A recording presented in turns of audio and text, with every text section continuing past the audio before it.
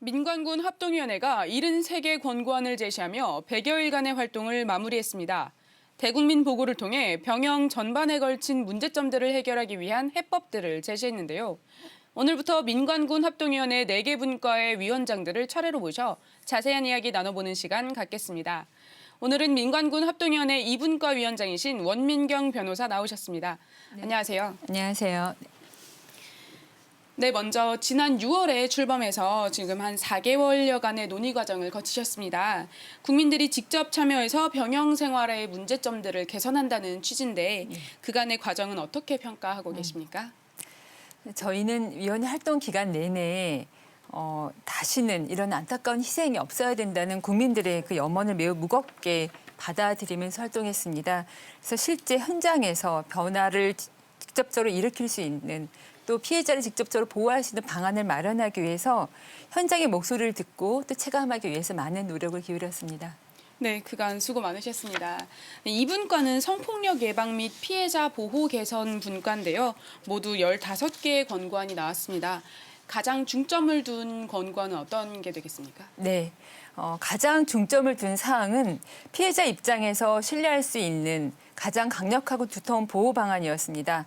먼저 강력한 성폭력 근절 대책을 추진하고 성폭력 발생 시에 중첩적으로 피해자를 보호할 수 있도록 국방부와 각 군 본부에 성희롱 성폭력 예방 대응 전담 조직을 신설하도록 권고했습니다.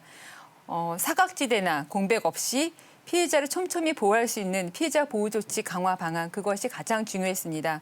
또 대표적인 과제는 각 군 본부 전담 조직이 상담과 신고 단계부터 사건을 관리하면서 피해자 통합 지원 체계를 강화하는 것, 그리고 성고충 상담관을 4단급 이하 부대까지 확대 배치하는 것, 또 수사기관 등에 신고를 유보하는 경우에도 상담, 의료 등 피해자에게 필요한 지원을 제공할 수 있도록 제도를 정비하는 것이었습니다. 또 2차 피해를 방지하기 위한 대책 마련에도 고심해서 가해자 피해자 분리 기준을 구체화시키는 개선을 권고했습니다.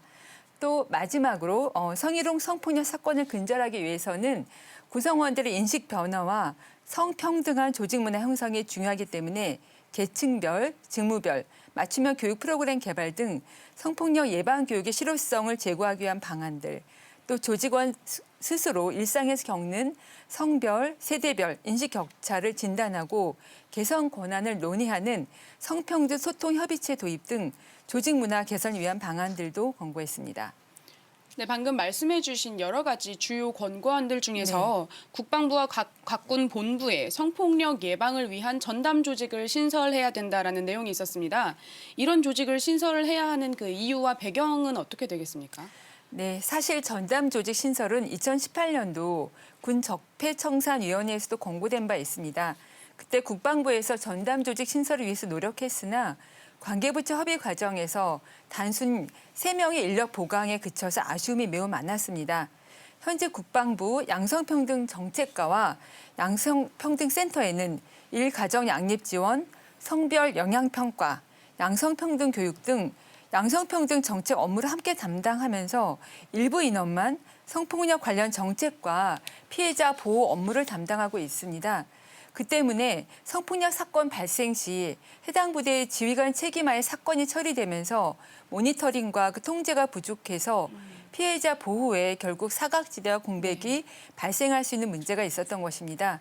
그래서 이걸 해결하기 위해서 국방부 장관 직속으로 전담 조직을 신설해서 강력한 성폭력 근절 정책을 추진하면서 각 군에도 상담과 신고 단계부터 성폭력 사건을 관리하고 피해자에게 각 상담과 의료, 법률, 인사조치 등 필요한 모든 사항을 공백 없이 통합 지원하도록 해서 피해자를 중접적으로 보호할 수 있도록 하는 것입니다. 네, 이게 진행되면 확실히 피해자 보호라는 측면이 많이 강화될 것 같습니다. 네. 성폭력 피해 2차 피해 방지를 위해서도 권고안이 나왔습니다. 2차 피해 방지 의무 주체와 금지 행위를 명확하게 규정하고 이를 위반하면 징계하도록 했습니다. 이게 중요한 이유에 대해서 설명해 주시겠습니까? 네. 성폭력 사건이 발생하면 피해자는 반드시 보호되어야 합니다. 사건의 은폐, 축소 시도, 합의 종용, 피해자를 비난한 행위 등으로 인한 2차 피해를 방지하는 것이 피해자 보호의 가장 핵심적인 사항입니다. 이 때문에 2차 피해를 방지하기 위해서 성폭력 사건 접수 즉시 가해자 피해자를 효과적으로 분리할 수 있도록 분리 기준을 구체화하고 관계자들이 비밀 유지 의무를 강화하는 방안을 권고했습니다. 업무 공간만 분리하는 것은 실효성이 없기 때문에 관사 등 생활 권역을 포함한 지역적 분리를 권고했고요. 사실관계가 명확히 확인되기 전이라도 사건이 접수되는 즉시 우선 분리하고 사건을 처리하도록 구체화했습니다.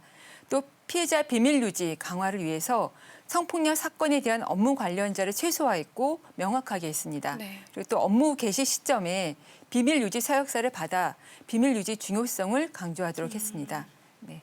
또 2차 피해 방지 의무를 부대 관리 훈령이 명시하고 그 금지 행위를 구체적으로 열거해서 구성원들이 확실히 사전에 알 수 있도록 하고 그걸 위반할 경우에 처벌 규정을 징계 관리 훈령에 명시하도록 했습니다. 이걸 통해서 저희는 피해자는 촘촘히 보호하고 가해자는 반드시 처벌한다는 인식이 확산되어서 성폭력 사건이 근절될 수 있기를 희망합니다. 네, 맞습니다. 피해자 보호와 가해자 처벌 반드시 이루어졌으면 네. 좋겠습니다. 네, 마지막으로는 민관군 합동위원회에서 의결된 권고안들이 이제 앞으로 국방부에 전달돼서 수행을 위한 검토 과정에 들어갈 텐데 앞으로는 어떻게 지원을 하게 되십니까? 네, 민관군 합동이 활동은 끝났지만 이 후속 조치 일환으로 자문단이 활동하게 됩니다.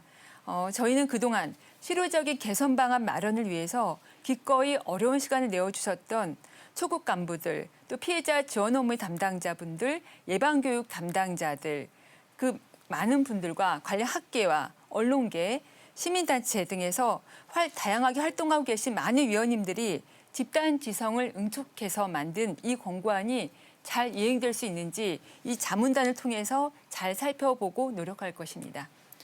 네, 지금까지 민관군 합동위원회 이분과 위원장이신 원민경 변호사와 함께했습니다. 오늘 말씀 감사합니다. 네, 고맙습니다.